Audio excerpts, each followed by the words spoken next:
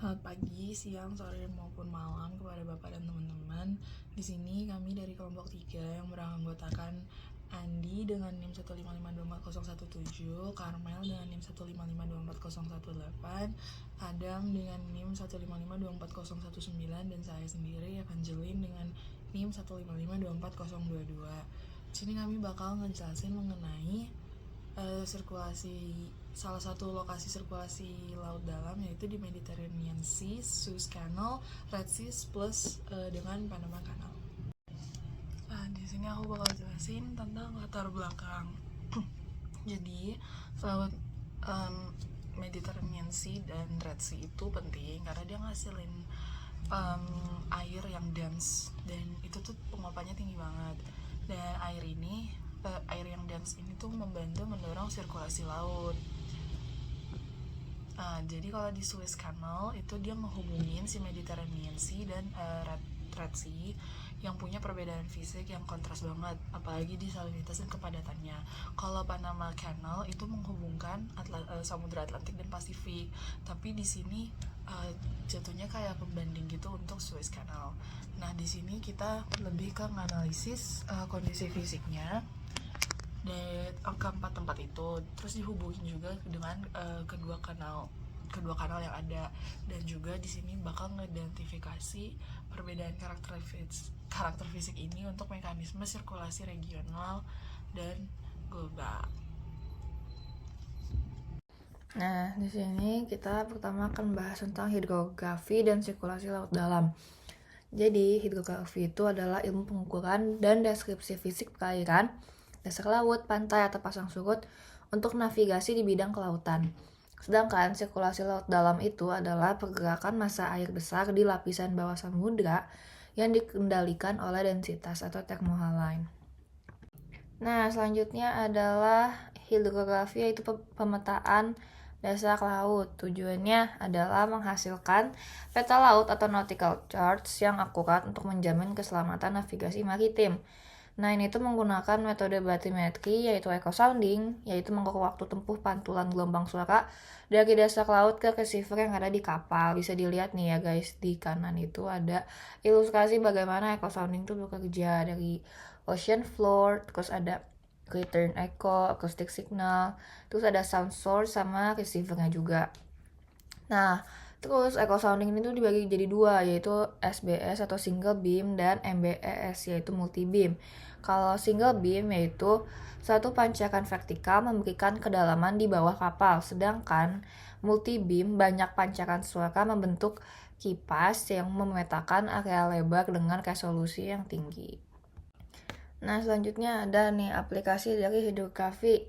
Yang pertama, untuk navigasi peta laut adalah dokumen wajib untuk rute kapal, penentuan kedalaman minimum, dan menghindari bahaya yang akan dilalui oleh kapal tersebut. Yang kedua ada infrastruktur, yaitu perencanaan dan penempatan kabel bawah laut, pipa migas, dan pembangunan anjungan lepas pantai. Selanjutnya yang ketiga itu ada geologi, yaitu pemetaan bentuk lahan bawah laut seperti gunung laut atau palung untuk studi geologi dan oceanografi. Dan yang terakhir itu ada manfaat untuk lingkungan pesisir, yaitu memahami proses erosi, deposisi sedimen, dan pemodelan risiko banjir di wilayah pantai. Selanjutnya ada mekanisme sirkulasi laut dalam. Definisinya adalah dikenal sebagai sirkulasi thermohaline atau THC yang didorong oleh perbedaan densitas atau kekapatan dari air laut. Nah, faktor pengendali itu ada dua. Yang pertama tuh ada suhu dan ada salinitas. Sedangkan proses tenggelam atau konveksinya itu adalah pertama terjadi di wilayah kutub, yaitu Atlantik Utara atau Antartika. Kemudian pembentukan es laut melepaskan garam dan meningkatkan salinitas air di bawahnya, sehingga air yang sangat dingin dan asin ini memiliki densitas tinggi dan tenggelam atau konveksi ke lapisan laut dalam. Sedangkan pergerakannya, yaitu setelah tenggelam, massa air bergerak lambat dan menyebar di sepanjang dasar samudra global, dan ada ilustrasinya ya di situ. Nah, masuk ke bagian kepadatan di laut Mediterranean.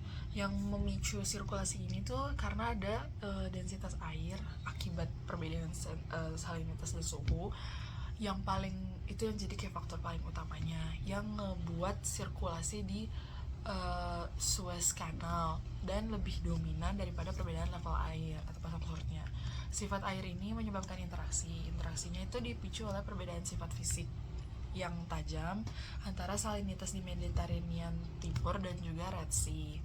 Ada dua arah aliran. Kalau yang di dasar itu yang hipersalin, yang padat dari Laut Merah tenggelam dan ngalir di lapisan bawah ke Laut Mediterranean. Kalau aliran permukaan itu air yang lebih ringan dan Laut Mediterranean bergerak menuju Laut Merah.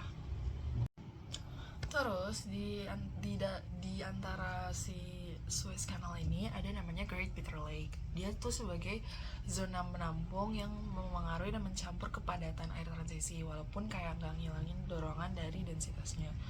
Pertukaran massa air padat dari Laut Merah kontribusi penting pada Laut Mediterranean Timur dan berpotensi untuk memengaruhi pembentukan air dalam di Mediterania.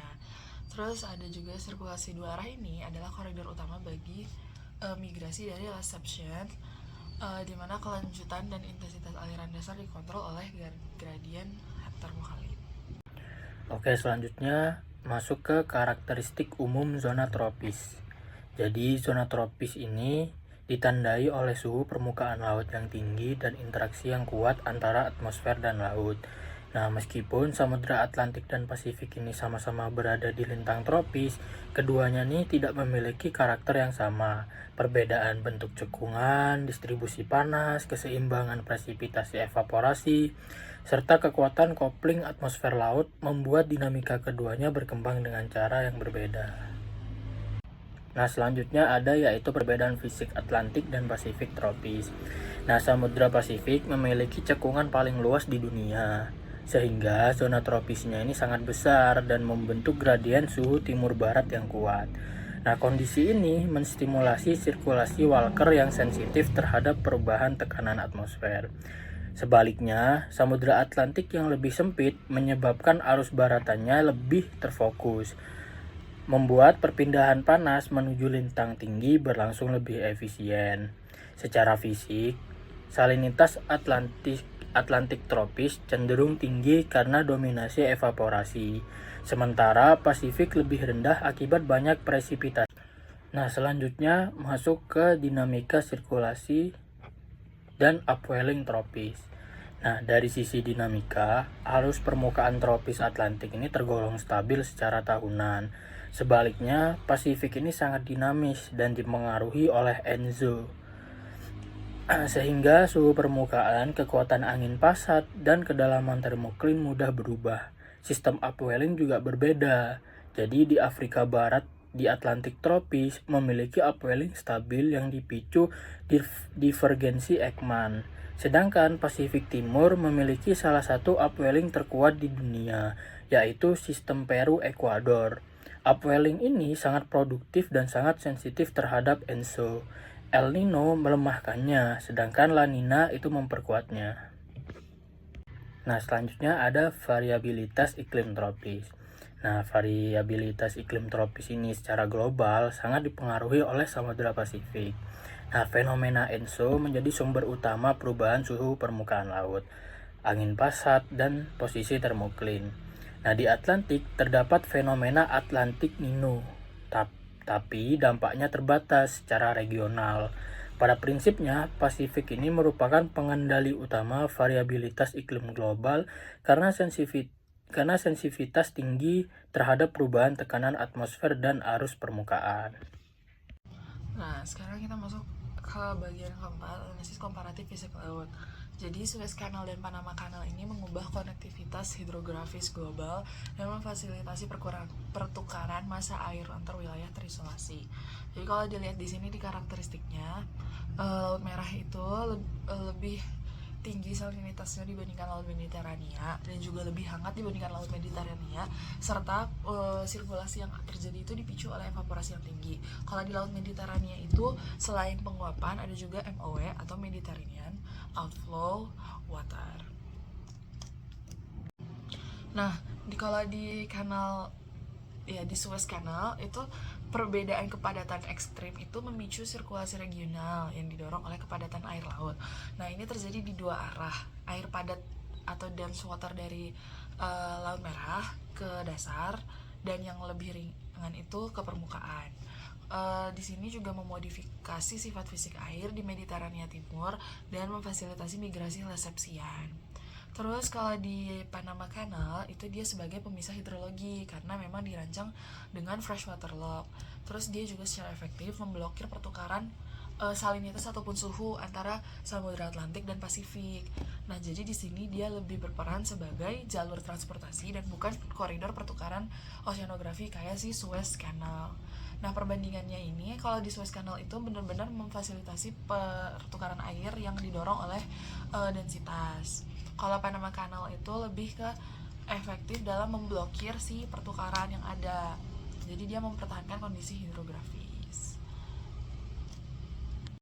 Nah, kesimpulannya itu Laut Mediterania dan Laut Merah itu berperan dalam sirkulasi laut dalam global karena kondisi iklimnya itu menghasilkan massa air yang lebih padat melalui proses termohalit. Laut Merah itu hipersalin dan sangat dense. Kalau Mediterranean itu lebih nggak sedens si Laut Merah, tapi itu menciptakan gradien kepadatan air yang cukup tinggi. Gradien kepadatan air ini faktor utama pendorong sirkulasi di Suez Canal. Jadi ada dua arah lapisan, yaitu yang air padat Laut Merah dan juga yang lebih ringan dari Mediterranean itu di permukaan menuju si Laut Merah. Implikasi utamanya itu menyebabkan perubahan fisik di Mediterranean Timur serta memicu migrasi lesepsian. Sekian yang bisa kami presentasikan. Mohon maaf bila ada kesalahan kata. Terima kasih.